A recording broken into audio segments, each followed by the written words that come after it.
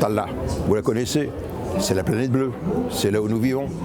Mais à côté, on a notre petite sœur, la planète rouge, Mars, 2 fois plus petite. Mais une planète dont on apprend à écrire aujourd'hui l'histoire. Une page nouvelle est en train de s'écrire. Et oui, on a découvert ce qui s'est passé à la surface de la planète Mars il y a environ 3,5 milliards d'années. Donc ces deux planètes sont nées à peu près en même temps de la même pâte, il y a à peu près 4,6 milliards d'années. Et puis au bout de 3,7 milliards d'années, à la surface de Mars a poussé un volcan gigantesque, mais monstrueux. Quelque chose de 12 km de diamètre, de 5000 km de diamètre, 12 km de haut. Et de fait, cette masse à la surface, eh bien, elle a fait basculer la surface de la planète. La surface a ripé, vous le voyez sur cette animation, elle a basculé de 20 à 27 degrés. Vous voulez une image? Si ça s'était passé à la surface de la Terre, ça voudrait dire que la France serait descendue progressivement au niveau du Sahara. Mais des traces de ce volcanisme martien, on les voit encore aujourd'hui. Regardez ce volcan.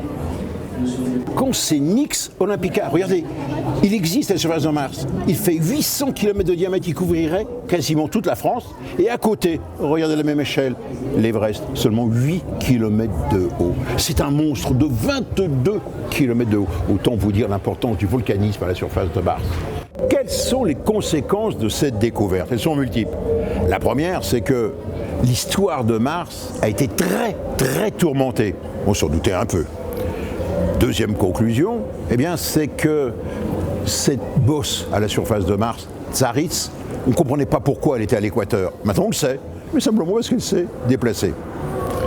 Autre conséquence, les rivières à la surface de Mars, le lit des rivières, puisqu'il n'y a plus d'eau maintenant, au lieu d'être nord-sud, ils sont est-ouest. Ben on comprend, tout a bougé. Puis autre conséquence, la glace. Il y a de la glace dans le sous-sol de Mars, de la glace à l'équateur. Mais non, c'est au pôle. Ben oui, et comme les pôles ont basculé, la glace elle est à l'équateur. Mais l'histoire de Mars ne s'arrête pas là. Qu'est-ce qui va se passer dans les jours prochains? Le 14 mars, une sonde européenne, ExoMars, va partir en direction de Mars. Elle va déposer un module Caparelli qui va se poser en douceur sur Mars. Une grande première pour les Européens. Mais ce n'est pas tout. Surtout en 2018, les Européens vont faire coup double.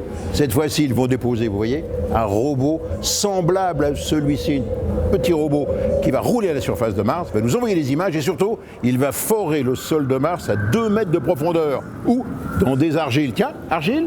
Ben oui. Qui dit argile dit qu'il y a eu beaucoup d'eau. Et oui, dans cet endroit-là, il y a eu sans doute beaucoup d'eau. Il y a un certain nombre de milliards d'années, mais qui dit eau dit peut-être trace de vie.